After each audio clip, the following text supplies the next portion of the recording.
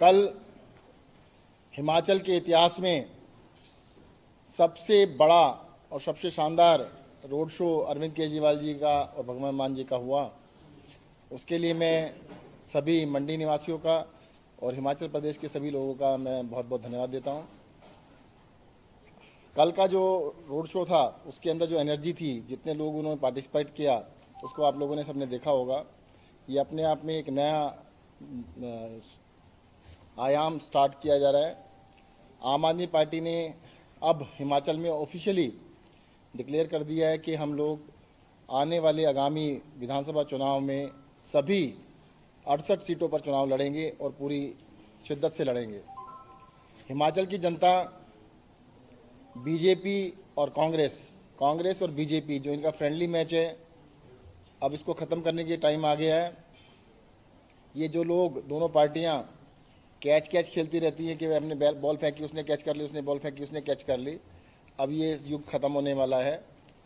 जनता हिमाचल के अंदर एक बार कांग्रेस को हराती है तो बीजेपी बन जाती है, बीजेपी को हराती है तो कांग्रेस बन जाती है।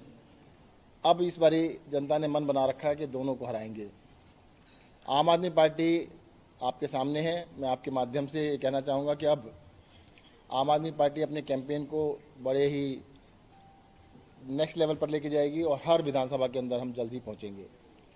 कल से शुरुआत हुई है कि हिमाचल प्रदेश के अंदर आम आदमी पार्टी इलेक्शन लड़ने आ रही है और अब हम सभी 68 जो विधानसभा हैं उनमें जल्द से जल्द आम आदमी पार्टी पहुंचेगी। और मुझसे कल पत्रकारों ने पूछा था कि मंडी को क्यों चुना, कि मुख्यमंत्री जी क्या लोकसभा क्षेत्र है, तो किसी ने पूछा था कि क्या आप उनके विधानसभा क्षेत्र में भी जाएंगे। ज़रूर इसी महीने में जाएंगे, डेट आपको जल्दी बता दी जाएगी। अप्रैल के महीने के अंदर ही मैं खुद उनकी विधानसभा क्षेत्र शराज में जाऊंगा और समय आपको जल्दी ही बता दिया जाएगा। 10-15 दिन के अंदर ही हम पहुंचेंगे वहां पर। और शराज में ही नहीं, हिमाचल की सभी 68 सीटों के अंदर आम आदमी पार्टी जल्द से जल्द पहुंचेगी। मैं एक बात फिर से रिपीट करना चाहूँगा एक बात को, क्योंकि हिमाचल के अंदर अभी तक 2 ही पार्टियाँ थी, एक बीजेपी और एक कांग्रेस। तो अच्छे लोगों के पास भी ऑप्शन नहीं था इन दोनों पार्टियों के अलावा। इन पार्टियों में जो भी अच्छे लोग हैं, मैं फिर से रिपीट कर देता हूँ, सिर्फ अच्छे लोग जो हैं उनका स्वागत है, आम आदमी पार्टी में आए। जो एक्टिविस्ट हैं, जो सामाजिक कार्यकर्ता हैं, जो सोसाइटी के लिए काम कर रहे हैं, उन सब का स्वागत है। हमने जो 15 दिन का सदस्यता अभियान चलाया, उसके अंदर 3 लाख मेंबर हमारे बन चुके हैं। ये अपने आप में एक बहुत बड़ी अचीवमेंट है किसी पार्टी के लिए जहां पर 50 लाख वोटर हैं। 3 लाख मेंबर बनना अपने आप में बहुत बड़ी चीज़ है और इसको हम आगे और इंटेंसिफाई करेंगे और ज़्यादा उसको तेज़ी से आगे बढ़ाएंगे। हमारा टारगेट 5 लाख मेंबर बनाने का है, 3 लाख बना चुके हैं। हमारा कोशिश है कि 1 महीने के अंदर अप्रैल में हम इस टारगेट को पूरा कर लें कि 5 लाख मेंबर हम बना लें। तो आप लोगों का सभी का सहयोग के लिए धन्यवाद। क्वेश्चन है तो पूछ सकते हैं।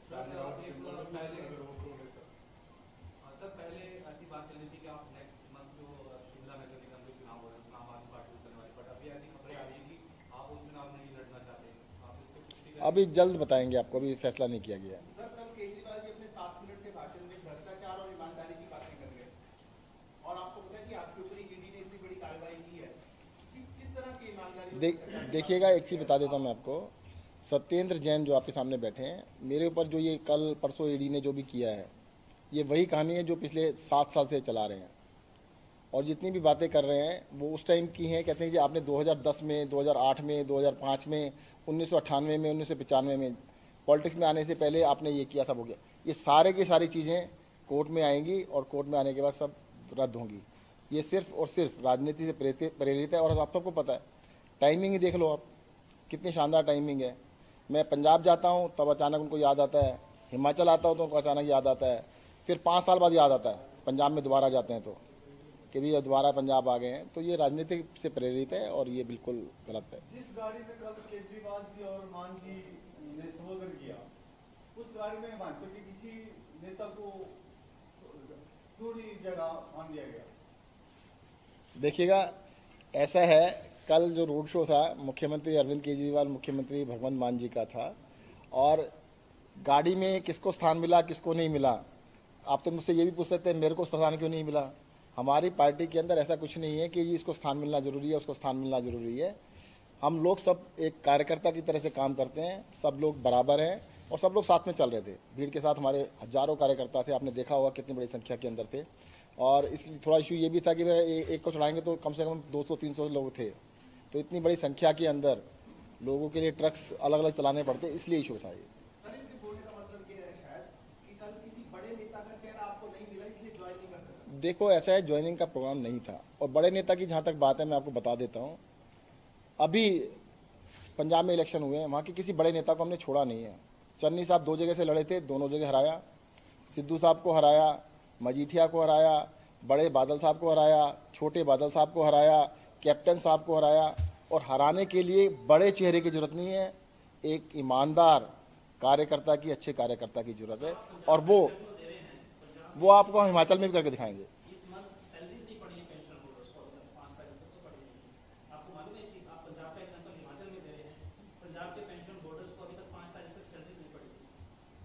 अब ये तो आप मेरे को आइडिया नहीं है जो आपने एग्जैक्ट क्वेश्चन पूछा है, पर मैं ऐसा मानता हूँ कि 5 नहीं 7 तारीख होती है शायद उनकी डेट देने की। 7 तारीख तो हो गया होगा।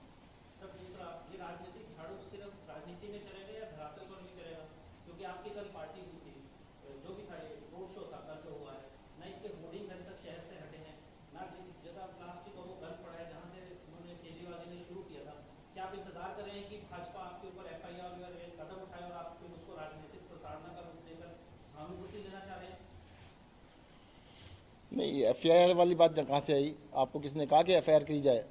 हमने जो होर्डिंग लगाए हैं परमिशन लेके लगाए। देखिएगा, राजनीतिक पार्टियों के आपको दिखा देते हैं, 1 साल पुराने होर्डिंग बीजेपी के लगे हुए हैं स्वागत के, आप देख लीजिएगा। 2021 के बोर्ड लगे हुए अभी तक। वो बीजेपी ने 2021 के बोर्ड तो नहीं हटाए। चलो मेरे साथ, मैं दिखा देता हूँ आपको। और कल रैली थी, कल रोड शो था, तो आज तक इतनी परेशानी क्यों हो गई है? हट रहे हैं, देख के आइए, काफ़ी सारे हट चुके हैं।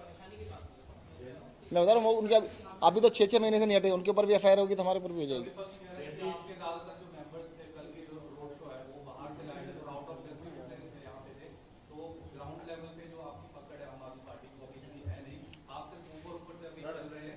देखो क्या मजेदार बात है ये, देखिएगा, मुझे कुछ टीवी वालों ने कहा था, मैंने कहा एक एक से पूछ लीजिए कहाँ से आया है, एक एक आदमी से पूछ लीजिएगा।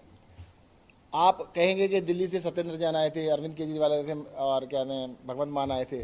भाई वो आए हैं तो 50-100 लोग हो सकते हैं, परंतु अगर 25,000 लोग थे, 25,000 में से 24,900 लोग सिर्फ मंडी और मंडी के आसपास के इलाकों से थे। 20-25 हज़ार के बीच में बताया जा रहा है जी। अभी आपको बताएंगे रोड शो होंगे या जनसभाएं होंगी, इसको प्रोग्राम बनाया जा रहा है। सभी विधानसभाओं में, सभी क्षेत्रों में इस तरह का प्रोग्राम किए जाएंगे। सर, एक बात कल लोगों को समझ नहीं आई। केजरीवाल जी ने कहा कि 20 दिन में पंजाब से भ्रष्टाचार खत्म हो गया, तो वो पैरामीटर, मतलब वो डिग्री किससे नापा? आप ऐसा कर लीजिए, आप तो पत्रकार हैं, खुद ही नाप लीजिएगा। आपको बता देता हूँ तरीका। आप किसी भी गाड़ी के अंदर, ट्रक में बैठ जाइएगा, हिमाचल से लेके, हिमाचल बॉर्डर क्रॉस करने के बाद पंजाब को क्रॉस करने तक वो आपसे पैसे ले तो बता देना, हिमाचल में छोड़ दे तो बता देना। दूसरी बात बताता हूँ, किसी भी डिस्ट्रिक्ट ऑफिस में चले जाइएगा जहाँ पे रजिस्ट्री होती है, आपसे 1 रुपया मांगते हुए कोई मिल जाए तो मुझे बता देना। और तो आप तो पत्रकार हैं, खोजी पत्रकार हैं, आप तो खोज सकते हैं, वीडियो बना के लाइए ना कि पंजाब में वहाँ पैसे चल रहे थे। पंजाब के अंदर 20 दिन के अंदर भ्रष्टाचार को ख़त्म कर दिया गया है। आपको मैं पब्लिकली कहता हूँ, आप जाइएगा, वीडियो बनाइएगा कि हाँ जी इस आदमी ने पैसे लिए हैं। एक आदमी पकड़ के लाइएगा, उसको जेल में ना डाला तो फिर कहना। अच्छा, ये लोकल मीडिया से जो है कल काफी दूरी बनाए रखी, जो पंजाब से गाड़ियां मीडिया की आई थी, तो उसमें जो है लोग किसी भी मीडिया वाले को गाड़ी दिया और स्कूल से कई लोगों को धक्के मार के बोला कि आपकी हमारी ड्यूटी है। किसने कहा? सारे लोकल मीडिया जितने भी हैं, मैं तो 9 बजे वहाँ पर था, विक्टोरिया ब्रिज पे था। पंजाब वाले मीडिया के लिए और दिल्ली वाले मीडिया के लिए थी, उस गाड़ी की बात है। कई लोग थे उसमें, कोई नहीं, धक्का मार के निकाले कई लोग हमारे सामने। मैं वहीं पे था, मुझे बता देते भाई, अगर कोई भी था। मैं तो आप लोगों के बीच में हूँ, उस समय हम आपको थोड़ी पूछते, अब मैं वहीं पे खड़ा था, अब बता देते भाई, आज शिकायत करो कल कर देते ना। जो देखो हम जो बात हुई है हमको वो अगर ऐसा हुआ है तो गलत है, आगे से ध्यान रखेंगे। Thank you.